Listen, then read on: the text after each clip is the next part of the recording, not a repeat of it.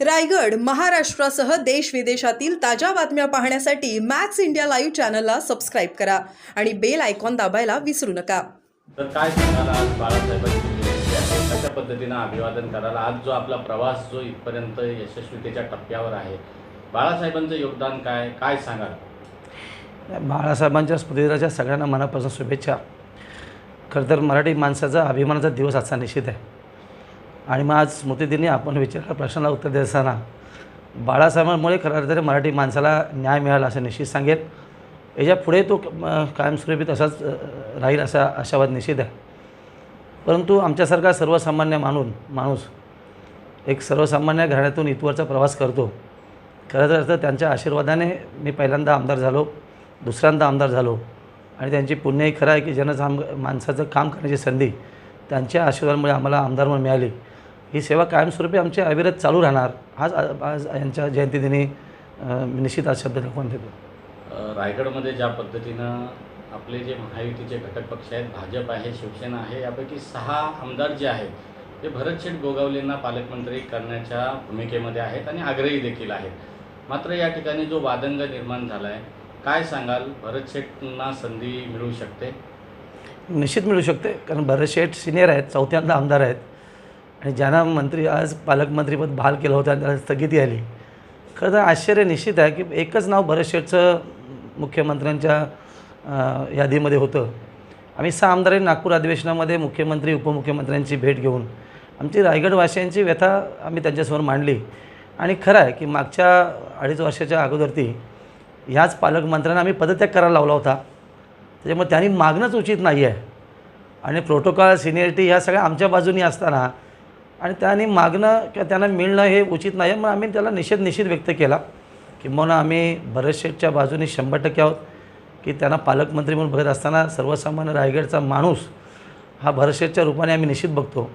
पण भरतशेठला पालकमंत्री मिळणार आता स्थगित दिली आहे मुख्यमंत्र्यांनी आणि मला असं वाटतं की येणाऱ्या काळामध्ये भरतशेठच रायगडचे पालकमंत्री होतील आणि तो रायगडचा बहुमान असेल। खासदार सुनील तटकरे यांनी अलिबागमधील पत्रकार नाही, अलिबागची पत्रपरिषद मी बघितली नाही आहे, पण त्यांचं जर असं वक्तव्य असेल तर त्यांनी आत्मपरीक्षण करणं काळाची गरज आहे। अंतुले साहेबांपासून आत्तापर्यंतचा इतिहास हा रायगड जिल्ह्याला महाराष्ट्राला ज्ञात आहे, माहिती आहे आणि त्यांनी काहीतरी शब्दप्रयोग करून लोकांसमोर मांडणं हे त्यांना शोभनीय नाही आहे असं माझं व्यक्तिमत निश्चित आहे। वरिष्ठ आहेत, आमच्यामुळे ते खासदार झालेत आणि राष्ट्रवादीची इबरत एका रायगडने वाचवली, कारण आज संपूर्ण महाराष्ट्रामध्ये एकमेव खासदार आहे राष्ट्रवादी, तो रायगडवासियांमुळे आमच्यामुळे आहे। हे भरतशेठ आम्ही जाहीरपणे सांगतो आणि त्यांनी अशा पद्धतीने वक्तव्य करणं म्हणजे बालिशपणा आहे राजकारणातला असं मला निश्चित वाटतं। त्यांनी सांगितलं की ज्यांना तुमचं असं म्हणणं आहे की अनेकांना मोठे केले अनेकांना छोटे करू शकतो, आम्ही तटक्यांना मोठे केले ते का आम्हाला छोटे करू शकतात आणि त्यांनी स्वतः आत्मपरीक्षण करावं आणि ही बालिश बुद्धी आहे असं निश्चित सांगेल। स्वार्थाचा अंत झाला आहे, कारण नेहमी राजकारणामध्ये त्यांच्या कुटुंबालाच पाहिजे, त्यांच्या पक्षातल्या कार्यकर्त्यांना काय दिलं जात नाही आहे। त्यांचं कुटुंब असेल, मग अनिल भाऊंचं कुटुंब असेल, साहेबांचं कुटुंब असेल, त्यांच्याच घरात सगळी पदं देण्याचं काम आत्तापर्यंत प्रवास झाला आहे। तर लोक आता विचाराधीन आहेत, निश्चित आहेत। त्यांनी जे आत्ता वक्तव्य केलेलं आहे की येणाऱ्या काळामध्ये ठरवेल का असेल ते, आम्ही त्या चॅलेंज स्वीकारतो। येणाऱ्या काळामध्ये आम्ही त्यांचं चॅलेंज स्वीकारून पुढे हीच रणनीती आम्ही तयार करणार। पण वरिष्ठ नेते असल्यामुळे काही शब्दप्रयोग आम्हाला जपून करावे लागतात। त्यांनी त्याचं आत्मपरीक्षण नक्की करावं, कुठे काय बोलावं ते। आणि आजपर्यंत तटकऱ्यांनी कोणाला मोठं केलं नाही, कुटुंबाव्यतिरिक्त स्वतःच कुटुंबातले सगळे मोठं झाले आहेत। अनिल भाऊ असतील, अवधूत तटकरे असतील, अनिकेत असतील, आता त्यांची कन्या असेल मंत्री महाराष्ट्र राज्याची, स्वतः ते खासदार आहेत। ह्या सगळ्या गोष्टींचा आज विचार केला तर अंतुले साहेबांपासून आत्तापर्यंत त्यांच्या पक्षात जर कोणाला जगवलं नाही आहे, पण इतर पक्षांना देखील कुरघोडी करण्याचं काम ते करत आहेत। आज एका राष्ट्रवादी पक्षाचे प्रदेशाध्यक्ष आहेत आणि पत्रपरिषद काय आरोप करावे हे त्यांनी आत्मपरीक्षण निश्चित करावं। येणाऱ्या काळामध्ये आम्ही निश्चित त्याला अधिक काढून विरोध निश्चित करणार या गोष्टीला। शिवसेनेत इन्कमिंग जोरात आहे, आज देखील अनेक कार्यकर्ते प्रवेश करत आहेत, काय सांगाल? शिवसेनेची घोडदौड जोरात आहे? निश्चित आहे। आज सुधागड पालिकेचा पक्षप्रवेश सोहळा निश्चित आहे, दर रोह्यामध्ये एक कार्यक्रम आहे।